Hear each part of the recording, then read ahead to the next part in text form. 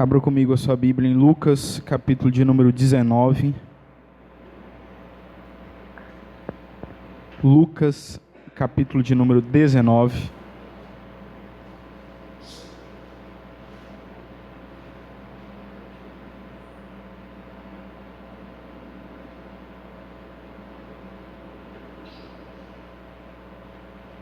Obrigado.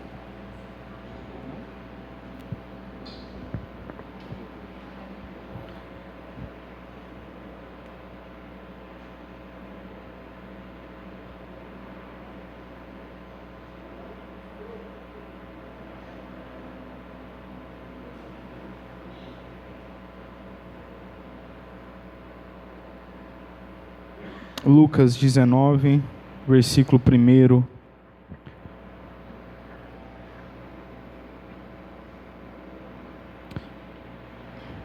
Nos diz assim o texto: Jesus entrou em Jericó e atravessava a cidade. Havia ali um homem rico chamado Zaqueu, chefe dos publicanos. Ele queria ver quem era Jesus, mas sendo de pequena estatura, não conseguia, por causa da multidão. Assim correu adiante e subiu numa figueira brava para vê-lo, pois Jesus ia passar por ali. Versículo 5. Quando Jesus chegou àquele lugar, olhou para cima e lhe disse: Zaqueu, desça depressa, quero ficar em sua casa hoje. Então ele desceu rapidamente e o recebeu com alegria. Todo o povo viu isso e começou a se queixar. Ele se hospedou na casa de um pecador. Mas Zaqueu levantou-se e disse ao Senhor: Olha, Senhor, estou dando a metade dos meus bens aos pobres, e se de alguém extorquir alguma coisa, devolverei 4 vezes mais. Jesus lhe disse: Hoje houve salvação nesta casa, porque esse homem também é filho de Abraão, pois o Filho do Homem veio buscar e salvar o que estava perdido. Hoje nós vamos continuar nossa série, é tudo sobre Jesus, e hoje nós vamos meditar em Jesus, o Deus que busca e salva o perdido. A história do encontro de Jesus com Zaqueu é uma história muito conhecida da parte de cristãos e de não cristãos. Ela é registrada apenas pelo evangelista Lucas. Nem mesmo Mateus, que era publicano, registra esse encontro. Esse encontro é relatado em poucos versículos e por apenas um dos evangelistas, mas ele retrata a mais profunda verdade de todo o relato bíblico. Aqui é da natureza de Deus buscar e salvar pecadores.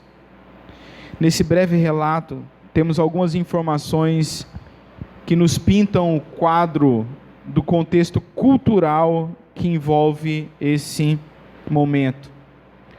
O relato começa com a informação que Jesus entrou em Jericó. Vocês devem lembrar que essa foi a primeira cidade a ser conquistada pelos israelitas em sua jornada para tomarem posse da terra prometida. O capítulo 6 de Josué termina com o pronunciamento de Josué contra aquela cidade, dizendo assim: naquela ocasião Josué pronunciou esse juramento solene: Maldito seja diante do Senhor o homem que reconstruir essa cidade de Jericó. Ao preço do seu filho mais velho lançará os alicerces da cidade, e ao preço do seu filho mais novo porá as suas portas. Josué capítulo 6, versículo de número 26. Muitos anos depois, durante o reinado do rei Acabe, um homem chamado Hiel de Betel fortificou a cidade, porém perdeu os seus 2 filhos, conforme tinha dito Josué. Jericó ficava a nordeste de Jerusalém, no entroncamento internacional, onde se encontravam as principais estradas vindas do norte, sul, leste e oeste. E havia ali uma alfândega, onde se coletavam os impostos, e aquela alfândega era muito movimentada. E Zaqueu era o publicano responsável por essa alfândega. A segunda informação que o texto nos apresenta é que um homem chamado Zaqueu, homem rico e chefe dos publicanos, queria ver Jesus. Zaqueu era publicano, e os publicanos não eram bem vistos pela a sociedade dos israelitas do primeiro século. Eles eram judeus que prestavam serviço para o Império Romano, serviço de coletar impostos. E com frequência, eles, usando do seu cargo, da sua postura, eles extorquiam os seus próprios irmãos, eles cobravam impostos além daqueles que o Império Romano exigia.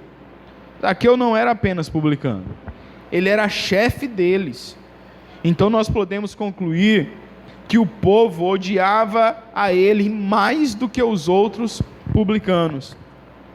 Zaqueu queria ver Jesus, mas a sua baixa estatura e a multidão que seguiu Jesus o impediam de vê-lo. Então ele tem uma ideia, corre e sobe numa figueira brava. Em outras traduções vai encontrar sicômoro, que é uma árvore de galhos fortes, mas ela também não é tão alta como as pessoas pensam. Nós não sabemos por que Zaqueu queria ver Jesus. A Bíblia não relata. Talvez tenha sido algum tipo de curiosidade produzida pelo próprio Espírito de Deus.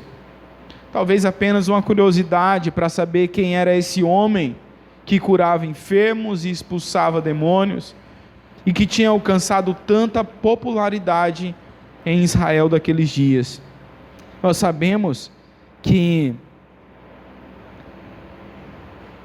tanto em Jerusalém, como nas cidades vizinhas, como Jericó, e também nas estradas, havia uma aglomeração de pessoas. Estava chegando a Páscoa.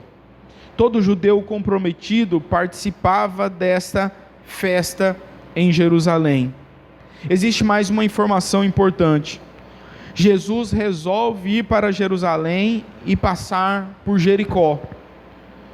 Ele poderia ter escolhido talvez um outro caminho. O mestre queria esse encontro com Zaqueu. E ao encontrá-lo, Jesus resolve pernoitar na casa de Zaqueu. Não sabemos, irmãos, exatamente as palavras que Jesus trocou com Zaqueu. A gente não sabe qual foi as palavras que Jesus usou para Zaqueu. Mas nós podemos ter certeza do teor da conversa de Jesus. Pois o publicano arrepende-se dos seus atos pecaminosos e resolve dividir metade de sua riqueza com os pobres e restituir 4 vezes mais àqueles que haviam sido extorquidos por ele. Então, nós podemos saber do teor da conversa, porque somente o Evangelho, irmãos, pode produzir nos homens esse tipo de atitude. Somente o Evangelho pode produzir nos homens mudança de vida. Portanto, o Evangelho era o assunto que estava sendo tratado naquela casa. Desse relato, nós podemos aprender algumas lições.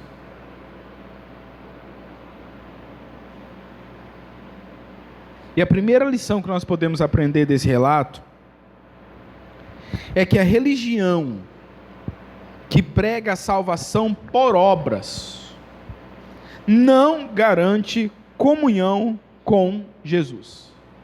Olha o que diz o versículo 3. Ele queria ver quem era Jesus, mas sendo de pequena estatura, não conseguia por causa da multidão. Assim correu adiante e subiu numa figueira brava para vê-lo, pois Jesus ia passar por ali. Quando Jesus chegou àquele lugar, olhou para cima e lhe disse: Zaqueu, desça depressa, quero ficar em sua casa hoje. O primeiro ponto, então, é que a religião que prega a salvação por obras não garante comunhão com Jesus. O leitor desavisado pode pensar em uma leitura despretensiosa, que o encontro com Jesus e a posterior conversão de Zaqueu ocorreram por causa da atitude daquele publicano. Eu tenho certeza que você já ouviu muitos pregadores exaltando a atitude de Zaqueu. Nós, inclusive, temos uma música no mundo gospel que diz: como Zaqueu, quero subir o mais alto que eu puder. Como se essa atitude de Zaqueu fosse o estopim para ele ter um relacionamento com Cristo.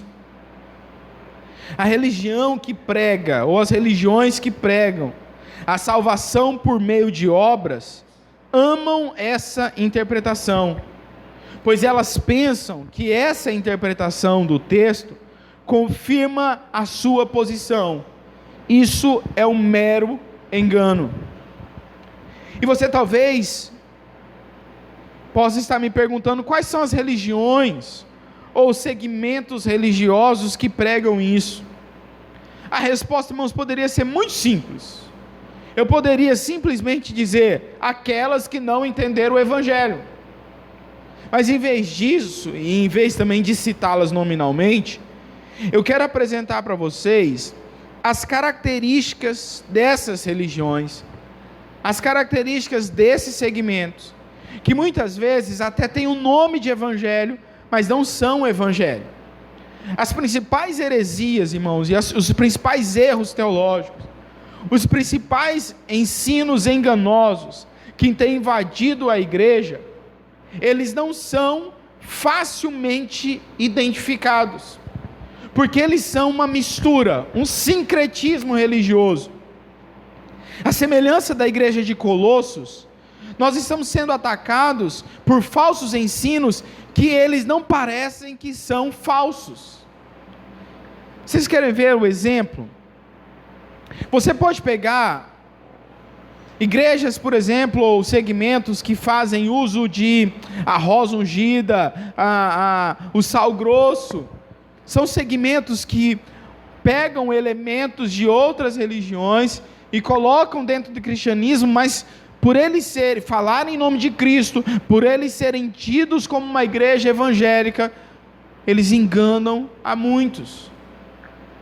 Os ensinos misturados são os ensinos que mais atrapalham a igreja cristã, e nós precisamos estar atentos a esses ensinos. Por isso eu quero não apenas apontar essas religiões, mas mostrar para vocês quais são as características dela, ou qual a principal característica dela, para que você mesmo possa perceber, quando alguém vier ensinar alguma coisa para você, quando você receber um ensino, quando você ouvir uma pregação, você possa identificar se ela faz parte do Evangelho ou não. A religião, ou segmento que se enquadra nesse perfil, são aquelas, irmãos, que dizem que você precisa fazer algo para ser salvo. Você tem que pagar a promessa, você tem que comprar alguma coisa, você tem que ir até algum lugar santo, ou seja, você tem que ter alguma obra para que você seja salvo. Não é somente a fé em Jesus Cristo, não basta crer. Você tem que crer em Jesus Cristo e fazer ainda isso ou aquilo. Você tem que crer em Cristo e comprar uma indulgência. Você tem que crer em Cristo e pagar uma promessa. Você tem que crer em Cristo e ir em tal cidade santa.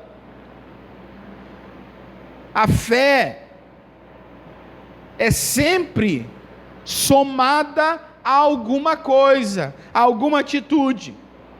Você precisa ter em mente a seguinte verdade: toda religião ou todo segmento dentro do cristianismo que soma algo à fé ou à pessoa de Cristo, então é uma falsa religião. Se alguém diz assim: você tem que crer em Cristo e pagar o seu voto para ser salvo, automaticamente você pode entender que isso é um falso ensino, é uma falsa religião, é um falso segmento dentro do cristianismo. Zaqueu, irmãos, não pode ser modelo para essa realidade. Ele não pode ser padrão da religião por meio de obras, pois ele não subiu na árvore, pois queria ser salvo. Não há nenhuma inferência no texto dizendo que Zaqueu, subiu àquela árvore porque ele queria salvação. O texto não diz nenhum motivo, diz só apenas que ele queria ver a Jesus. Zaqueu, no máximo, era um pecador curioso. Ele tinha uma curiosidade até que natural sobre quem era Jesus. A atitude de subir a árvore não prova nada, pelo simples fato, irmãos, que aquele homem não desejava salvação. Como vir à igreja, irmãos, também não prova nada.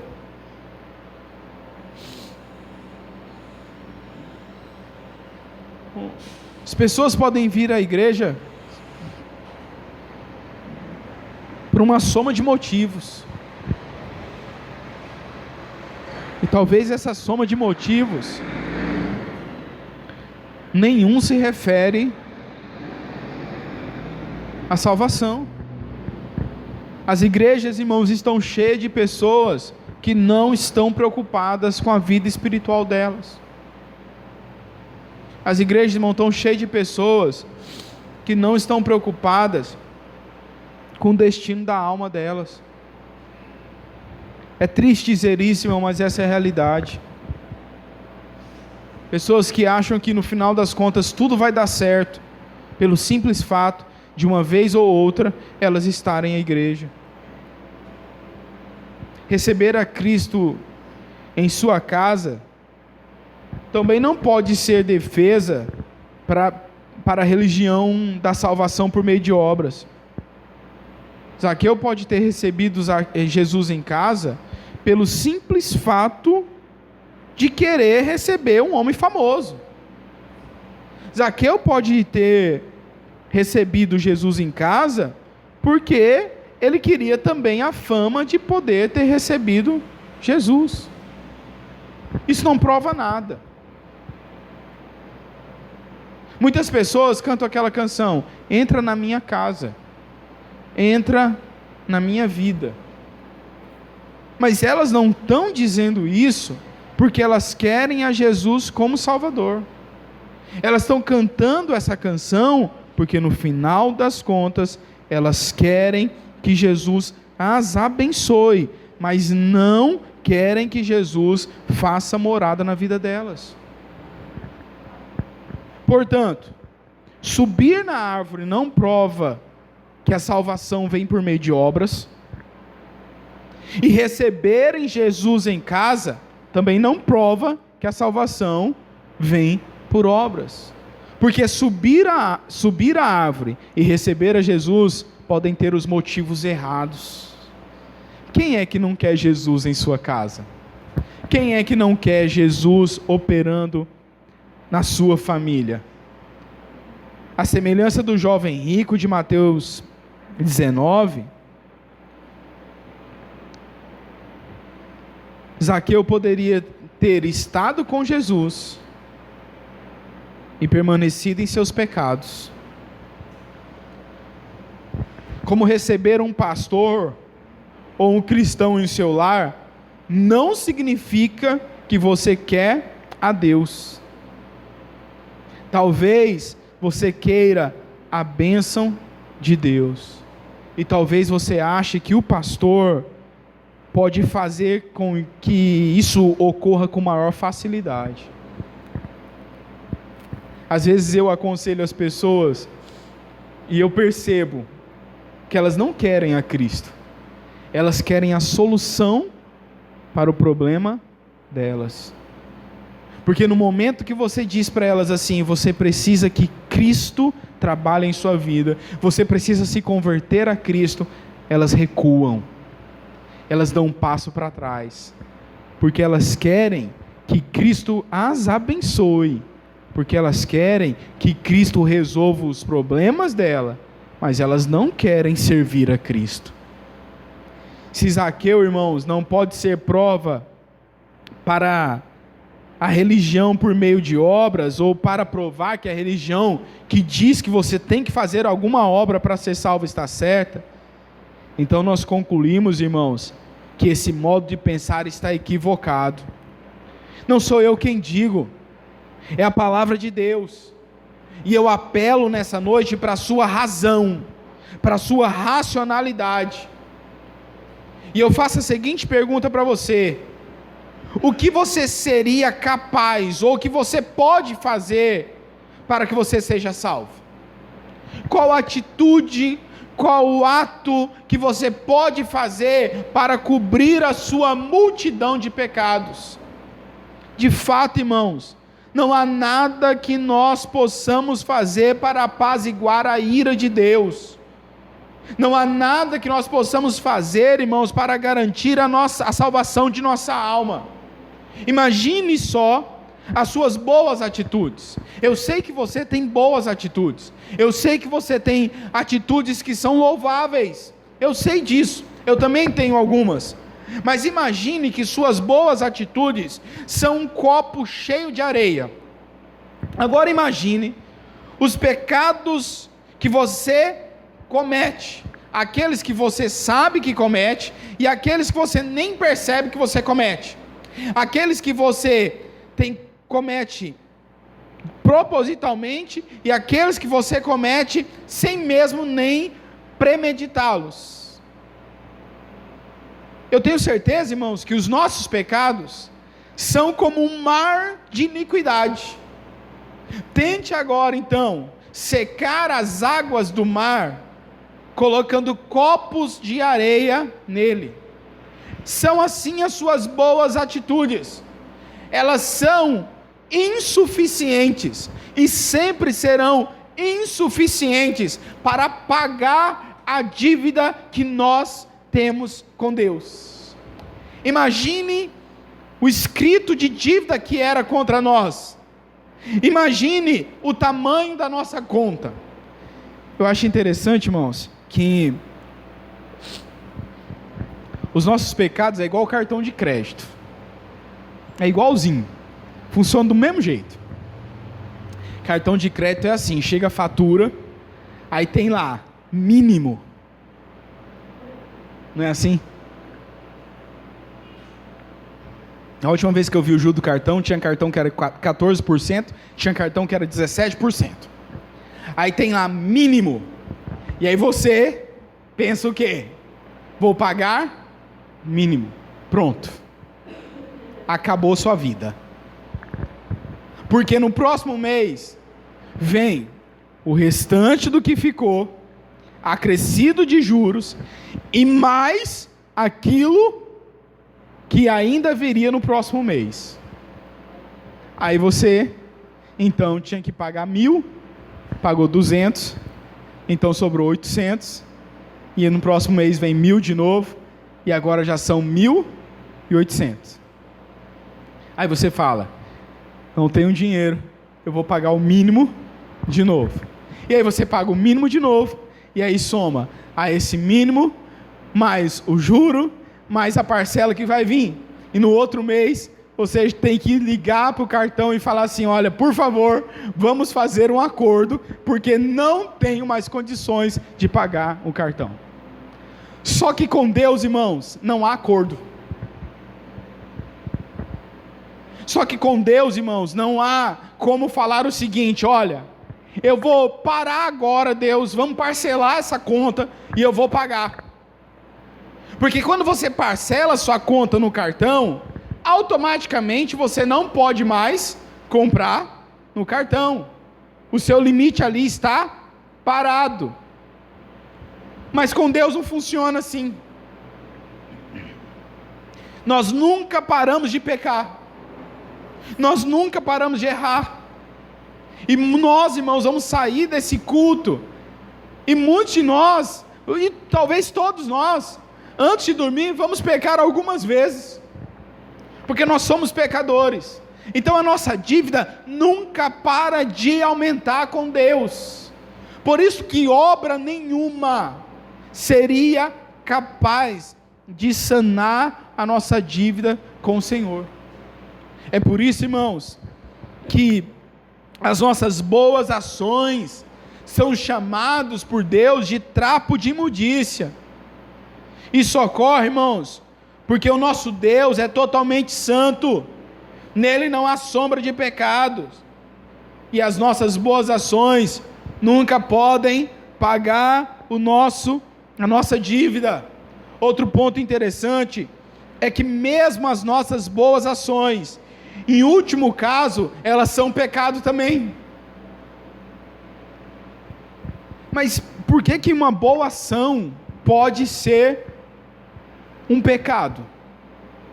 Primeiro, porque nem todas as nossas boas atitudes são acompanhadas do sentimento correto. Nem todas as nossas boas atitudes são acompanhadas do sentimento correto. Quer ver um exemplo?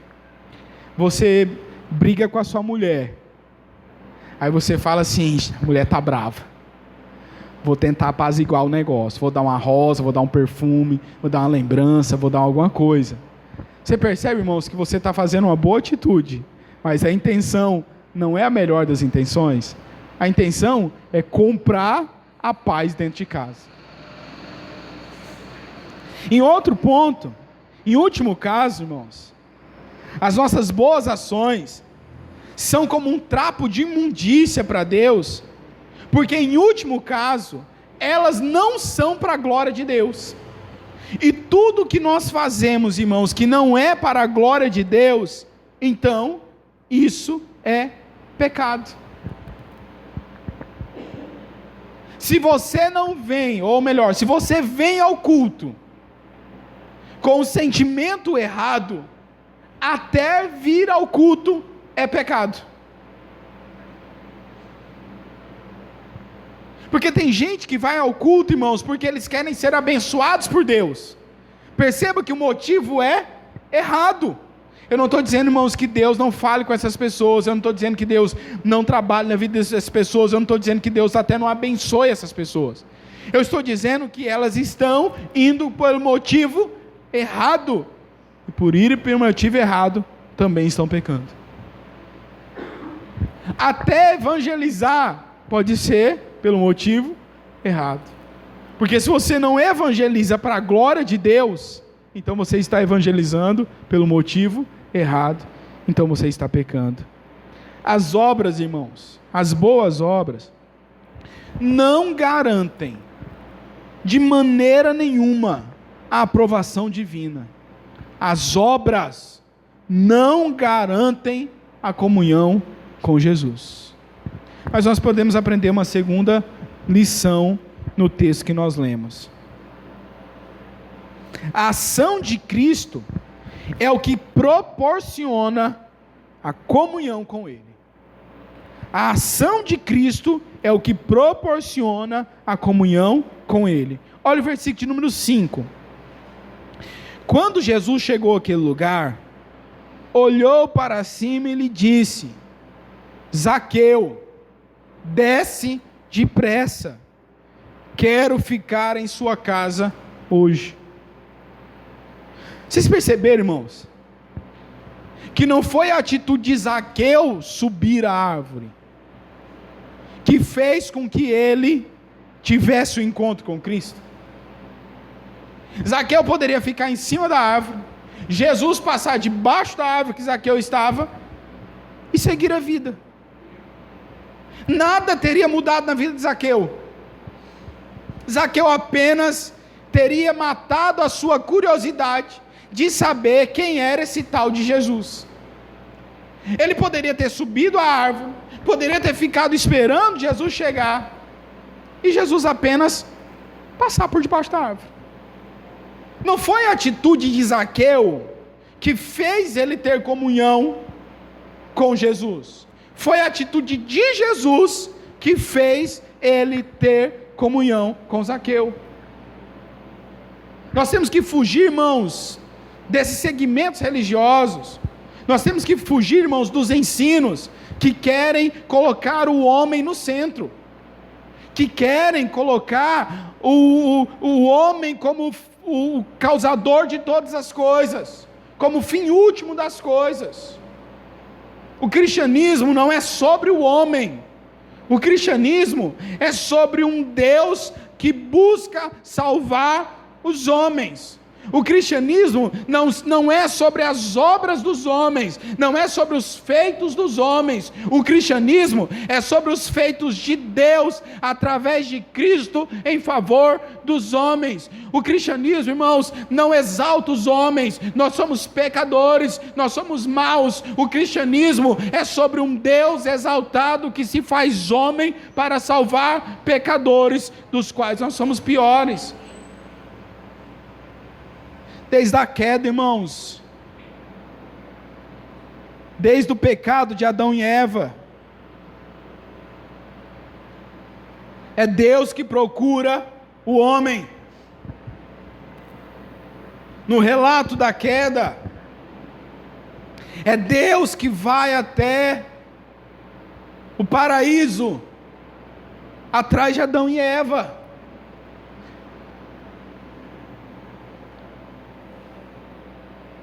Desde o começo é Deus correndo atrás do homem. Em Ezequiel, capítulo de número 34, versículo de número 16, diz assim: a perdida buscarei, e a desgarrada tornarei a trazer, a quebrarei e ligarei, e a enferma fortalecerei. Por todo o Velho Testamento, o Antigo Testamento, o poderoso Deus é apresentado como Salvador.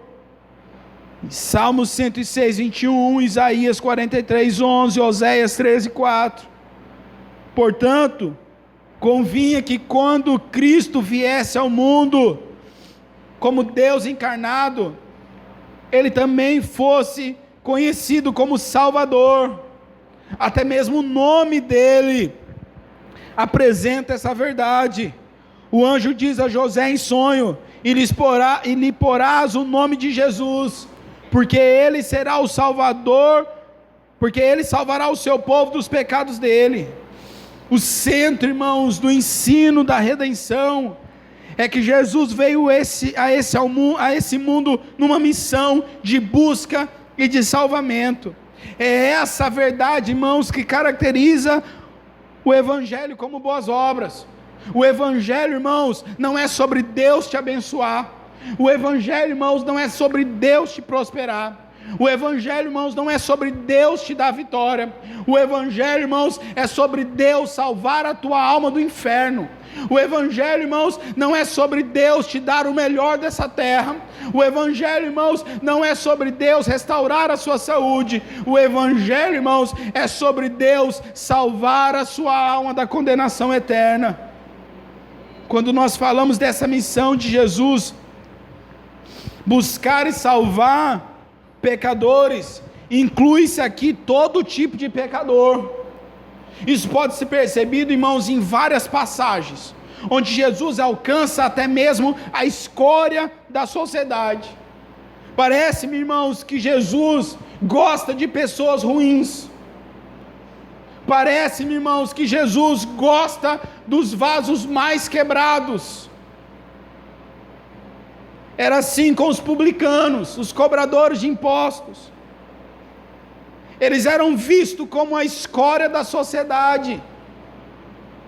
Porém, irmãos, como nós vimos no ponto anterior, pode até parecer que Zaqueu estava procurando Jesus, mas a verdade é que se Jesus não tivesse buscado primeiro, ele nunca teria vindo até o Salvador.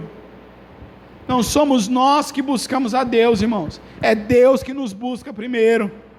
Paulo vai dizer em Romanos 13:11, não há quem busque. Em nosso estado natural, decaído, mortos em delitos e pecados, alheios à vida de Deus, totalmente incapazes e sem desejo de buscar a Deus, nós nunca buscaremos ao Senhor. Quando alguém busca a Deus, podemos estar certos, irmãos, que essa busca é uma resposta ao estímulo que Deus já colocou naquela pessoa. Nós não poderíamos amá-lo se ele não nos amasse primeiro. Nós não poderíamos querer a Jesus se ele não nos quisesse primeiro.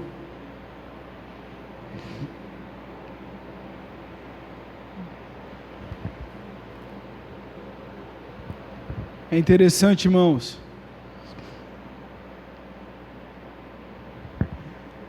que o fato de Jesus parar debaixo da árvore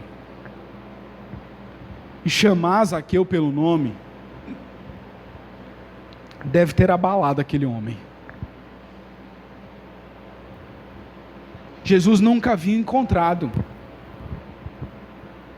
Jesus nunca havia conversado com Zaqueu. Penso eu, que talvez até outras pessoas pudessem estar em algumas árvores.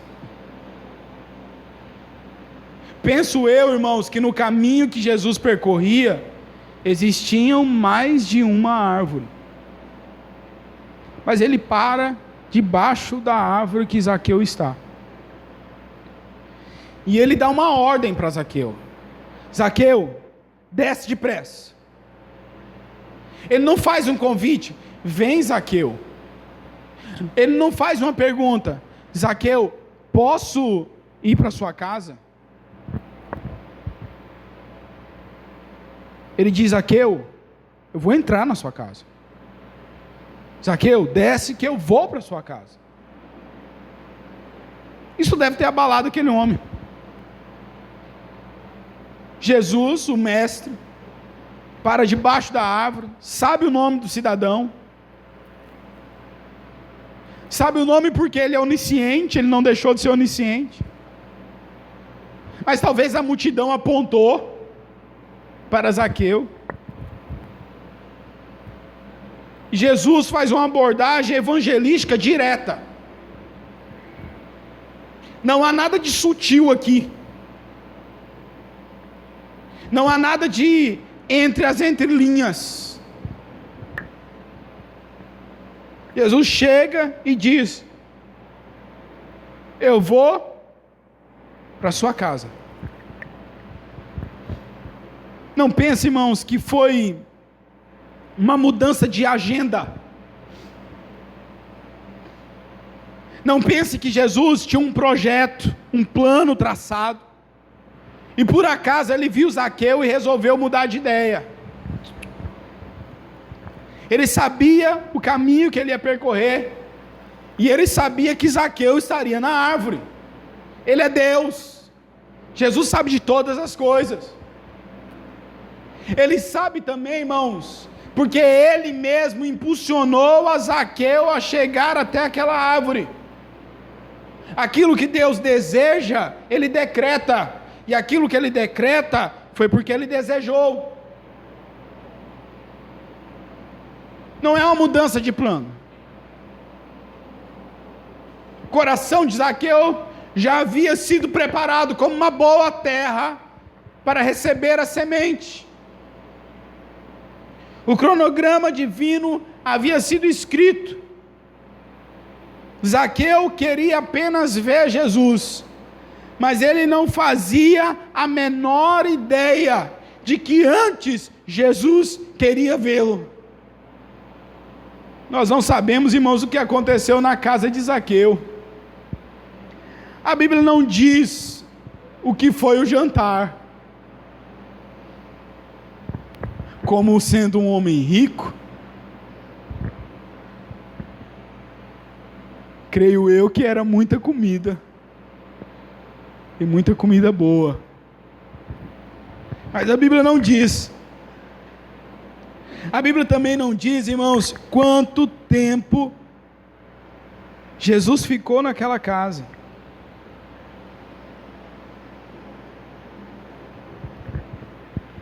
Também nós não sabemos o método que Jesus usou, e pouco importa o método. A conversão, irmãos, é um milagre divino, e não há fórmulas que a possam produzir ou explicar. Não há plano em 4 ou 5 passos, não há uma ordem pré-fabricada que possa garantir a salvação de uma alma, porque a salvação de uma alma é um milagre divino, ninguém explica. Nós podemos ter certeza, irmãos, que Jesus confrontou a Zaqueu. Ele sabia quais eram os pecados de Zaqueu. E a confrontação, irmãos, é algo necessário para que haja verdadeira conversão. Sabe o que tem acontecido? Muitas pessoas têm levantado a mão para entregar sua vida para Jesus, mas elas não entenderam por que elas têm que levantar a mão. Se você perguntar para algumas pessoas, por que no dia que fizeram o tal apelo para você, você levantou a mão? Ela vai responder assim: porque eu queria ir para o céu. Era por causa disso.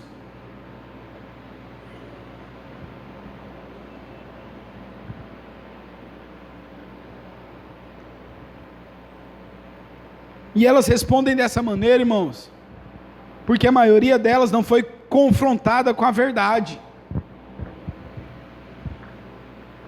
Porque a maioria delas não foi confrontada com a realidade da sua alma.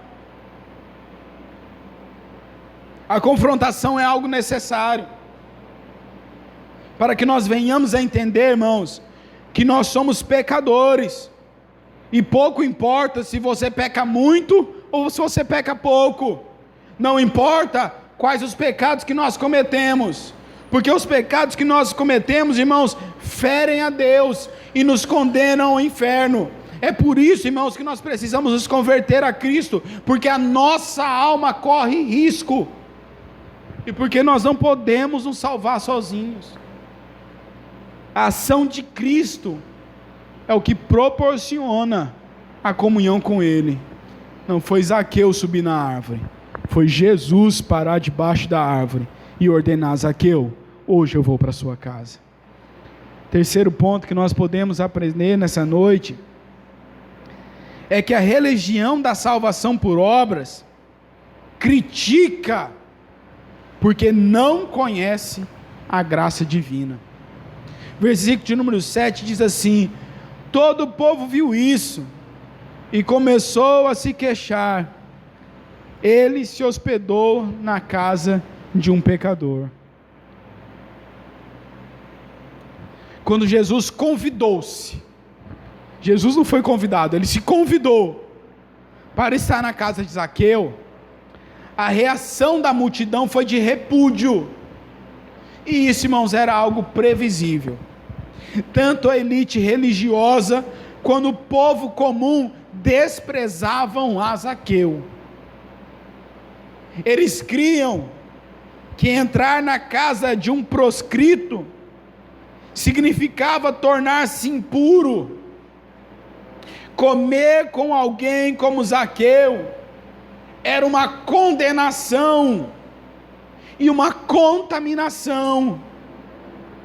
Eles não davam valor à alma de Zaqueu. Eles não se preocupavam com o bem espiritual de Zaqueu. Seus olhos cheios de autojustiça viam apenas o pecado de Zaqueu, mas não o pecado deles. Eles não podiam compreender, irmãos, a ação de Jesus, porque o orgulho deles havia cegado. Eles não podiam ver que Jesus viera buscar e salvar pecadores. O ser humano, irmãos, é soberbo por natureza. Nós somos orgulhosos por natureza. Nós não gostamos de nos sentir menores que os outros. Nós não encontramos prazer em sermos humildes. É por isso, irmãos, que muitas pessoas não se convertem a Cristo. Elas até entenderam que o destino da alma delas depende da conversão delas. Mas elas não se convertem, porque o orgulho delas não permite isso. É por isso, irmãos, que às vezes Deus usa meios para quebrar os indivíduos. Deus, às vezes, irmãos, precisa nos quebrar, porque o orgulho nos cega, ao ponto de acharmos, irmãos, que se não tivermos vínculos com o corpo de Cristo, se nós não tivermos compromisso com o corpo de Cristo e com a nossa vida espiritual, não vai fazer diferença nenhuma. Nós nos achamos fortes demais, nós nos achamos intocáveis, e nós achamos que Deus nos ama tanto, que Ele nunca irá nos quebrar. É por isso que muitos de nós, irmãos, leva a vida espiritual empurrando com a barriga. Mas eu tenho certeza, irmãos, que na queda de braço com Deus, sempre o homem vai perder. É por isso que o Evangelho nos ensina que a graça de Deus é irresistível. O homem pode até por um período da sua vida resistir à ação de Deus. Ele pode até por um período da sua vida resistir à graça do Senhor. Mas por final, irmãos, aqueles que forem escolhidos por Deus não vencerão essa queda de braço contra o soberano. A sua possibilidade de escolha, o seu pseudo livre-arbítrio, não vencerá a soberania de Deus, pois o plano de Deus de salvar a humanidade não depende das escolhas do homem, mas depende dos decretos de Deus. A salvação que Jesus nos propõe é humilhante, porque no processo de salvação não há lugar para o serviço humano. Se nos convertemos a Deus e consequentemente somos salvos, isso, irmãos, é resultado exclusivo da ação de Deus sobre nós. A graça de Deus é humilhante. Zaqueu foi humilhado mesmo antes de encontrar-se com Cristo, e ao encontrá-lo, a humilhação só aumentou, porque cada vez mais próximo de Cristo, mais humilde nós nos tornamos. Cada vez mais próximo de Cristo, mais humilhados nós somos. Aqueles que não compreendem a graça, como pessoas que pensam que a salvação deve ser merecida, não aceitam quando vem uma pessoa que julgam ser um grande pecador se arrepender dos seus pecados. Nós podemos aprender uma quarta e última verdade nessa noite. A graça de Jesus nos constrange à mudança de atitude. Versículo 8: Mas Zaqueu levantou-se e disse ao Senhor: olha, Senhor, estou dando a metade dos meus bens aos pobres, e se de alguém extorquir alguma coisa, devolverei 4 vezes mais. Então Jesus disse: hoje houve salvação nesta casa. Não sabemos quantas horas Jesus passou com Zaqueu. Não sabemos as palavras exatas que o mestre usou com aquele homem. O que sabemos é o resultado desse diálogo. A salvação invadiu aquela casa. E como nós podemos ter certeza disso? Primeiro, nós podemos saber disso pela confirmação de Jesus no versículo 9. O próprio Jesus disse: hoje houve salvação nessa casa. E sem dúvida, irmãos, isso é uma prova inquestionável da salvação de Zaqueu. Foi Jesus que declarou que Zaqueu havia sido salvo. Existe, porém, um segundo elemento que mostra essa verdade. O versículo 8 diz: mas Zaqueu levantou-se e disse ao Senhor: olha, Senhor, estou dando a metade dos meus bens aos pobres, e se de alguém extorquir alguma coisa, devolverei 4 vezes mais. A mudança de Zaqueu também denuncia a sua conversão. Observe, irmãos, que Zaqueu chamou a Jesus de Senhor. Esse título pode significar apenas Senhor, como se eu falasse para o seu Chico, Senhor Chico, ou pode sugerir o sentido de mestre. Porém é certo que aqui ele significa mais do que isso. No versículo 9, Jesus diz que Zaqueu fora salvo. Assim sendo, Zaqueu reconheceu a Jesus como Senhor, no sentido de sua deidade, confessando como Senhor pessoal de sua vida. Essa afirmação não poderia ter sido feita antes que Jesus operasse na vida dele. Eis aqui, irmãos, um homem radicalmente transformado. A decisão de dar a metade do que possui aos pobres constitui-se uma reviravolta em sua vida e uma clara evidência que o coração dele havia sido transformado. Ele também afirmou que devolveria 4 vezes mais se ele tivesse extorquido alguém. Sua mente também foi mudada, seu coração foi mudado, e o seu comportamento denunciava isso. Não é que Zaqueu, irmãos, amava agora demais as pessoas, é que agora ele amava verdadeiramente a Deus. E aqui entra um detalhe em nossas vidas. Nós temos que mudar de atitude, irmãos, não porque nós amamos muito as pessoas, mas porque nós amamos muito a Deus.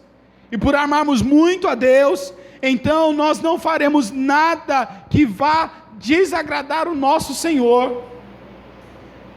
Eu costumo dizer para minha esposa: eu não sou fiel a você, eu sou fiel a Deus. No dia que eu deixar de ser fiel a Deus, eu vou te trair, eu vou ser infiel a você. Eu sou fiel a Deus e não a você. E as pessoas, irmãos, não entenderam isso ainda. Nós temos que ser fiéis a Deus, pois se nós formos fiéis a Deus, nós seremos fiéis às pessoas.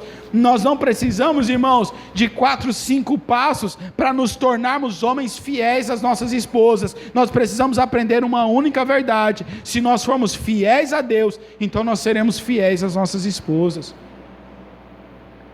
A lei dizia que ele não precisava pagar 4 vezes mais. Mas Zaqueu resolve pagar 4 vezes mais. É uma evidência, irmãos, de uma alma transformada. É a reação daquele que foi alcançado por Cristo.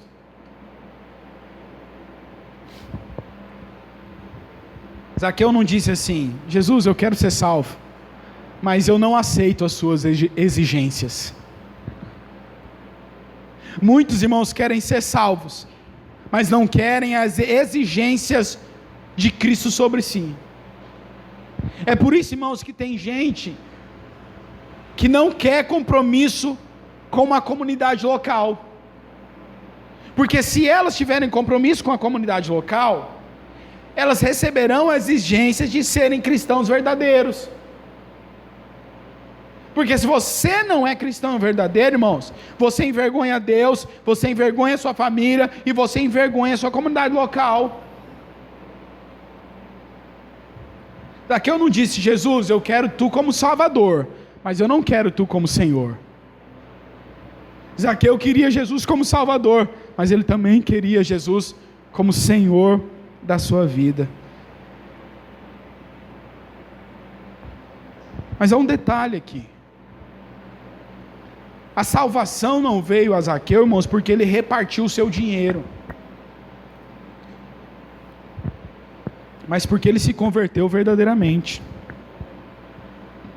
Ele não foi salvo, irmãos, pelas obras, ele foi salvo pela fé, mas as obras dele foram evidência da fé que estava no coração dele.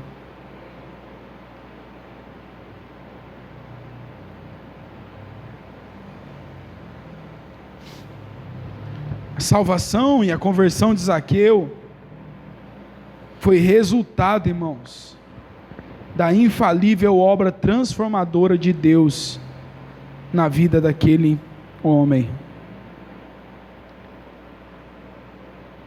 Alguns falsos líderes, alguns homens mentirosos e inescrupulosos, alguns estelionatários da fé, querem pegar o exemplo de Zaqueu para dizer o seguinte: você tem que vender tudo que você tem e dar para a igreja, você tem que doar tudo que você tem para a instituição. Isso é mentira, irmãos. Você deve servir a Deus na condição que Ele te chamou. Deus te chamou sendo rico, sirva a Deus com a sua riqueza. Deus te chamou sendo um trabalhador, honre a Deus com o seu trabalho, honre a Deus com a sua vida. O caso de Zaqueu, irmãos, era um problema com a ganância, era um problema com a exploração do outro, com a extorsão. Em outras palavras, Zaqueu era um ladrão. O grande problema de Zaqueu é que ele era mesquinho, ganancioso.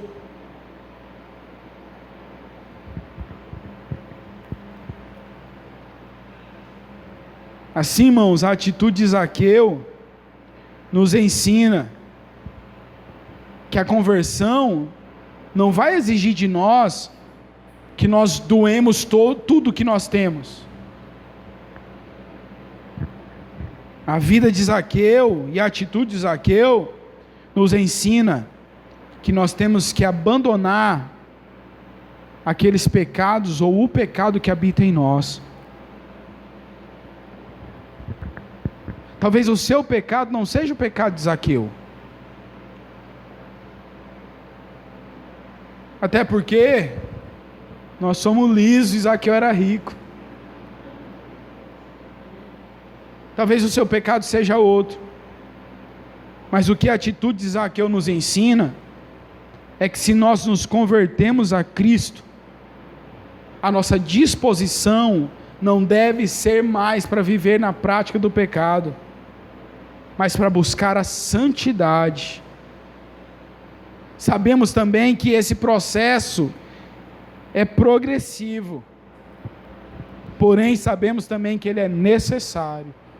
Nós precisamos abandonar os pecados que nos perseguem. Não existe nenhum relato de milagre físico na casa de Zaqueu. Ninguém foi curado de paralisia ou de cegueira. O maior milagre, porém, ocorreu naquela casa. Aquele homem entendeu que Jesus, o Deus que busca e salva o perdido, estava ali com ele.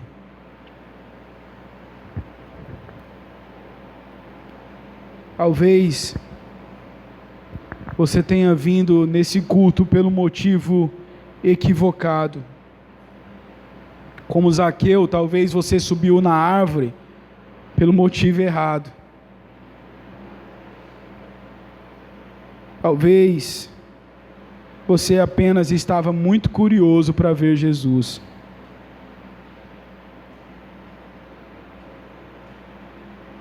Talvez você esteja pensando que ao ouvir a ordem de Jesus, as coisas terão que mudar. E terão mesmo. Mas a certeza, irmãos, que nós podemos ter é que se Jesus nos encontrou, não foi porque nós marcamos esse encontro, mas porque Ele marcou esse encontro. Não foi porque nós subimos na árvore, foi porque Ele parou debaixo da árvore. Que tal então nós fazermos como Zaqueu? Descermos depressa e recebemos o nosso Mestre. Vamos curvar nossa cabeça e orarmos ao Senhor.